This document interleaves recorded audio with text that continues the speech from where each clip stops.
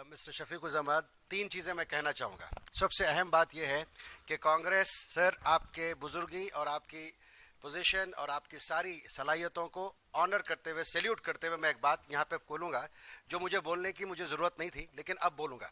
इसलिए बोलूँगा कि कांग्रेस की क्या ये जिम्मेदारी नहीं थी। आप लोग नहीं मानेंगे, मोदी गुजरात में 10 साल से तांडव कर रहा है।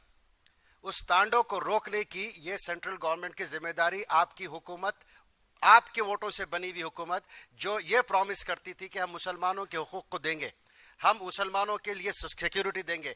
आप देखिए क्या हुआ। The problem is why Congress is not raising the issue of setting up the things with the administrative system which sir is speaking about. What is the government of Congress, the political setup of Congress and its allies, why they are silent for so many years? Why one Mr. Shafiq Uz-Zama has to stand up and ask Congress to rectify the things? Sir, the problem is they know this. They know this. They know this. They have not done it. That's why we need to speak. आज हम बोलने की आवाज लगाने की हमारे को ताकत नहीं है। हमारा हक है, हम मुसलमान हैं, हिंदुस्तानी हैं, सिटीजन्स ऑफ इंडिया है। अगर हम अब बंद दरवाजों में बैठ के हमारे दर्द को हम बयान नहीं कर सकते और हमारी बात को खुल के नहीं कह सकते, तो हम कहाँ कहेंगे।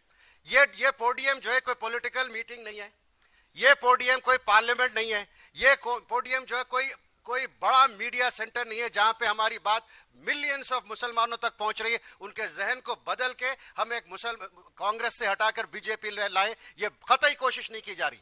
हम ये कहा जा रहा है कि एक माँ अगर परेशान बच्चे को अगर देख नहीं सकती है बराबर, वो बच्चा किसके पास जाए?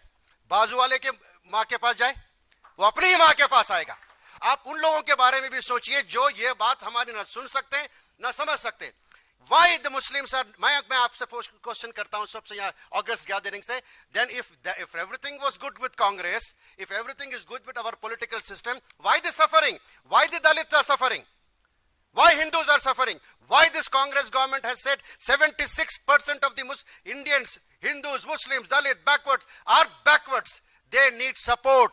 आज सवाल ये जो जयप्रकाश नारायण जी ने कहकर यहां पर गया है कि वो ये बोल रहे थे कि आपकी गवर्नमेंट सर्टिफिकेट दे रही, सोनिया गांधी जी की गवर्नमेंट, मनमोहन सिंह की गवर्नमेंट, राहुल गांधी जो ख्वाब देख रहे हैं प्राइम मिनिस्टर बनने वाले, उनकी गवर्नमेंट ये कह रही कि हिंदुस्तान का इंसान 76% जब तक भीख नहीं लेगा वो अपनी जिंदगी आराम से और इत्मीनान से नहीं गुजार सकता। What have we done to this nation? What have we done to this nation? So I'm sorry if I have bursted, but it was needed because ये बात आपने कही सर, मैं आपको सैल्यूट करता हूं कि आपने वो तार छेड़ दिया जिस तार के लिए सब यहां बैठे हुए।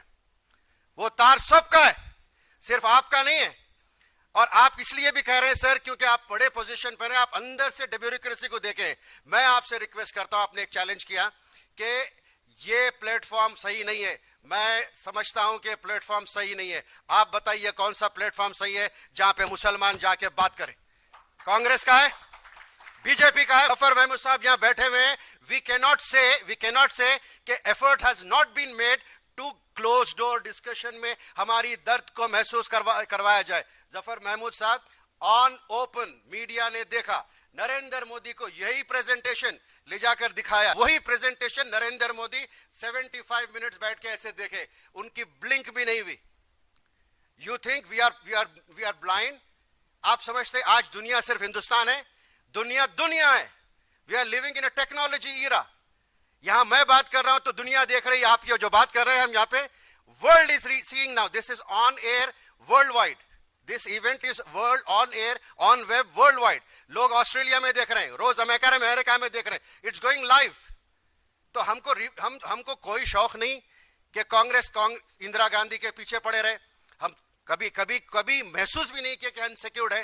नेहरू जी जब इंतकाल हुआ था, मैं आज बोल रहा हूं आपको, हम यहां से हैदराबाद से, जफर महमूद साहब मेरे मामू, मेरे रिश्तेदार साहब, वालिद साहब बैठे हुए यहां पर, हम लोग यहां से नेहरू मरते तो हम जो नागार्जुन सागर जाते।